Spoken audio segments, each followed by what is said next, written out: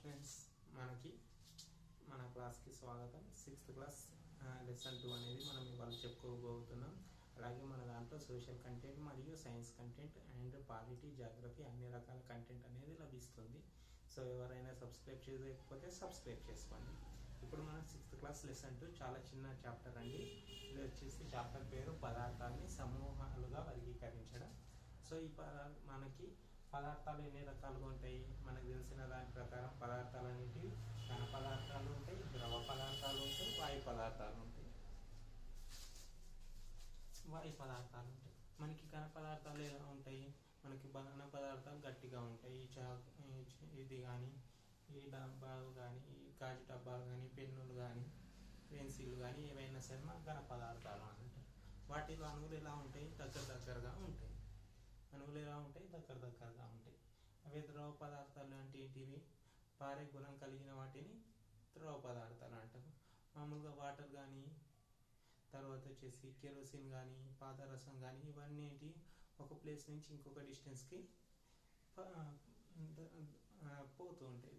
అలాగే మళ్ళీ ఏదైనా పాత్రలో కానీ దేంట్లోనే వేస్తే దాని షేప్ వచ్చేస్తుంది దానికి. అంటే ఇప్పుడు మనం టాకీలో వేస్తామనుకోండి, టాకీ యొక్క షేప్ అనేది దానికి వచ్చేస్తుంది. మామూలుగా చెంబులో వేస్తే చెంబు స్పేస్ అనేది వచ్చేస్తుంది, అట్లా కనబడుతుంది మనకి. సో వాటిని ద్రవ పదార్థాలు అంటారు. వాయు పదార్థాలు అంటే ఏంటిది? మనకి వాతావరణంలో ఉండేదాన్ని వాయు పదార్థాలు అంటారు. మనకి నైట్రోజన్ కానీ, ఆక్సిజన్ కానీ, హైడ్రోజన్ కానీ, నియాన్ కానీ, బోరాన్ కానీ ఇవన్నీ మనకి వాతావరణంలో ఉంటాయి కదా. ఇవన్నీ కనిపించవు కదా మనకి, ఇవి వాయు పదార్థాల కిందకి వస్తాయి. తర్వాత మనకి ఇందులో ద్యుతి అని ఒక పదం ఉంటుంది. ద్యుతి అంటే ఏంటిది అని అంటే మెరుగు అని అర్థం. మెరుగు. ఇప్పుడు మనం ద్రవ పదార్థాన్ని కోయగలుగుతామా? కోయలేము. అలాగే వాయు పదార్థాన్ని కోయగలుగుతామా? కోయలేము. సో మనము ఘన పదార్థాల్లో కాగితాన్ని కానీ, చెక్కని కానీ అలాంటి పదార్థాన్ని తీసుకొని చిన్న చిన్న ముక్కలుగా కోసినప్పుడు లాస్ట్ కొనాల నుంచి చూస్తే మెరుపు ఉండే పదార్థాన్ని ఏమంటారు? మెరుపు ఉండే పదార్థాన్ని మనం ద్యుతి అని అంటాం. ద్యుతి కలిగిన పదార్థం అని అంటారు. ద్యుతిని మెరుగు అంటారు.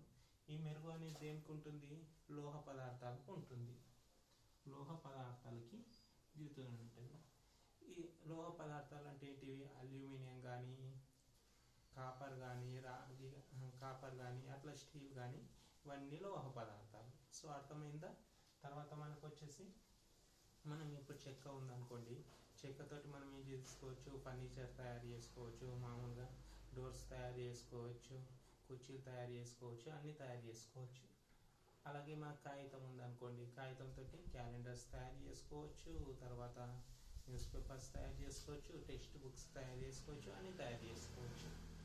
ఇది పదార్థాల గురించి మనకి వచ్చేసి. తర్వాత మనకి పదార్థాలు ఇవి ఘన, ద్రవ, వాయు పదార్థాలు చెప్పుకున్నాం కదా. ఇవి ద్యుతిని కలిగి ఉంటాయి. సో ఇది వచ్చేసి మనకి పదార్థాల గురించి. తర్వాత మనకు వచ్చేసి పదార్థాలు అనేటివి కొన్ని లక్షణాలను కలిగి ఉంటాయి. ఒకటి భౌతిక ధర్మాలు, 2 రాసాయనిక ధర్మాలు.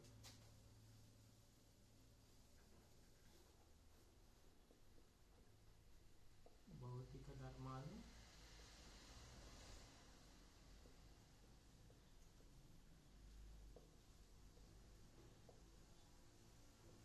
రాసాయనిక ధర్మం. భౌతిక ధర్మాలు అంటే ఏంటివి? ఒకవేళ ఇప్పుడు నేను ఉన్నాను అనుకోండి, మామూలుగా వాటర్ ఉందనుకోండి, వాటర్ని ఫ్రిడ్జ్లో పెట్టేసామని అనుకోండి, అది గడ్డగట్టిపోతుంది కదా. సో దాన్ని ఏమంటారు అని అంటే భౌతిక ధర్మాలు అని అంటారు. సో అర్థమైందా? ఇప్పుడు నీటికి ఏముంటుంది? పాకే లక్షణం ఉంటుంది. తర్వాత నీరు వేడి చేస్తే ఆవిరవుతుంది. సో ఇవన్నీ వచ్చేసి మనకి భౌతిక ధర్మాల కిందకి వస్తాయి. నీరుకి మెరిసే లక్షణం ఉంటుందా? ఉండదు. సో మనకి వచ్చేసి ఇవన్నీ మెరిసే లక్షణం ఉండదు, ఆకర్షించే లక్షణం ఉండదు. ఇలాంటివన్నీ మనకి భౌతిక ధర్మాల కిందకి వస్తాయి. తర్వాత రాసాయనిక ధర్మాలు అని అంటే ఇది దేంతో అన్న చర్యను అందుతుందా?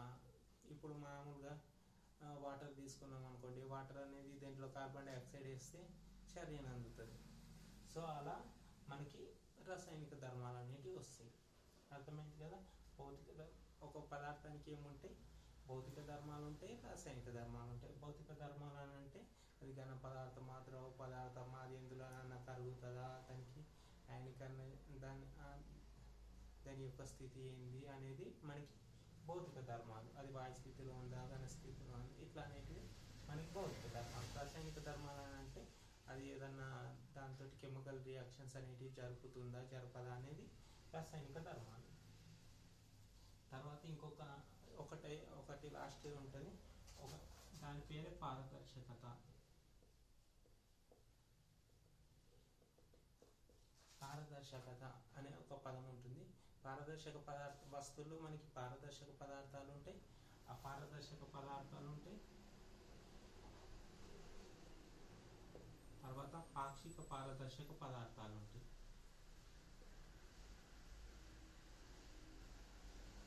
పారదర్శక పదార్థాలు అని అంటే మనకి ఒక వస్తువుని మనం చూసినప్పుడు ఆ వస్తువులోంచి వేరే వస్తువు కనిపించింది అనుకోండి, మనకు ఆ వస్తువుని మనం పారదర్శక పదార్థము అని అంటాం. ఇప్పుడు మామూలుగా మనం ఎక్కడికైనా షాపులలోకి వెళ్తుంటాం కదా, వెళ్ళినప్పుడు మనకి అన్ని గాజులలో వేసి ఉంచుతారు. కొన్ని అనేటివి గాజులలో వేస్తే ఏంటిది, గాజు లోపలికించి మనకి ఆ వస్తువులు అనేటివి కనిపిస్తాయి. సో అలా కనిపించే వాటిని అన్నిటిని ఏమంటారు, పారదర్శక పదార్థాలు అని అంటారు.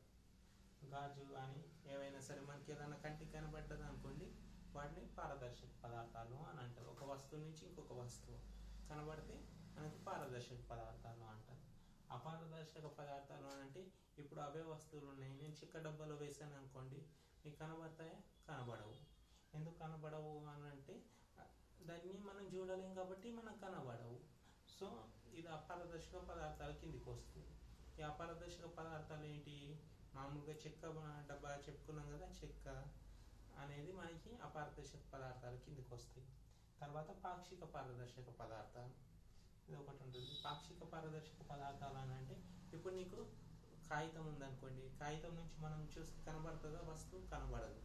సో అప్పుడు ఏం చేస్తారంటే కొన్నిసార్లు దానికి నూనె పూసినాం అనుకోండి, మొత్తం కాగితానికి ఆ నూనె పూసినది ఏమైపోతుంది అని అంటే మనకి నూనె తీసుకుపోయి మనం చూసామనుకోండి, నూనె పూసిన కాగితంతో పదార్థం అనేది కొద్దిగా కనబడుతుంది.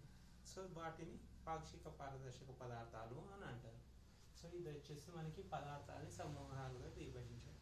మనకి టెట్ మరియు డిఎస్సిలో ఒక్క మార్కు కూడా వెళ్ళిపోకుండా ప్రతి లెసన్ అనేది మనం పాఠ్య రూపంగా చెప్పడానికి ట్రై చేస్తుంది. సో అందరికి ఈజీగా ఉంటుందని ఒక బిట్ కూడా వదలకుండా మనం అనేది ట్రై చేద్దాం. తర్వాత వచ్చేసి మనకి ఇది పదార్థాలను సమూహాలుగా వర్గీకరించడం తెలుసు కదా, పారదర్శకత, అపారదర్శకత, పాక్షిక పారదర్శక. తర్వాత ఘన పదార్థాలు, ద్రవ పదార్థాలు, వాయు పదార్థాలు. తర్వాత వచ్చేసి మనకి తర్వాత లెసన్లో చాలా ఉంటాయి, అవన్నీ మనం డే బై డే మనం నేర్చుకుంటూ ఉందాం. సరేనా? Thank you for your class. ఎవరైనా మన ఛానల్ని సబ్స్క్రైబ్ చేయకపోతే సబ్స్క్రైబ్ చేయండి.